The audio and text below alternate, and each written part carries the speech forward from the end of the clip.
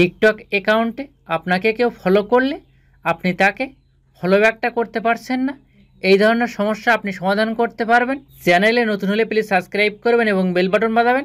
আর Facebook হলে follow এবং share করবেন প্লিজ। টিকটকে আসার পর এখানে আপনি ইনবক্সে ক্লিক করবেন, তারপর এখানে নিউ ফলোয়ার্সে ক্লিক করবেন। এইখান থেকে একটা স্ক্রিনশট আপনি নিয়ে রাখবেন। ব্যাগে আসি, তারপর এখানে আপনি প্রোফাইলে ক্লিক করবেন। আপনার টিকটক অ্যাকাউন্টের একটা স্ক্রিনশট নিয়ে রাখবেন। অ্যাকাউন্টের একটা স্ক্রিনশট নেওয়ার পরে আপনি থ্রি ডট মেনুতে একটা ক্লিক করবেন।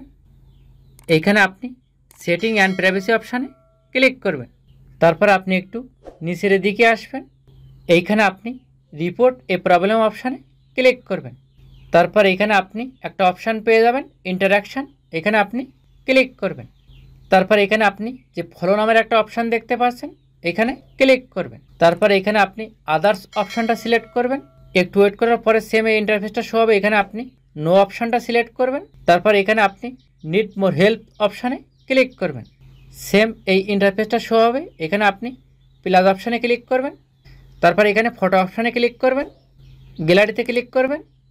আপনার গ্যালারিতে নিয়ে আসবে। আপনি ফার্স্টে যে স্ক্রিনশটটা দিয়েছিলেন সেটা সিলেক্ট করবেন।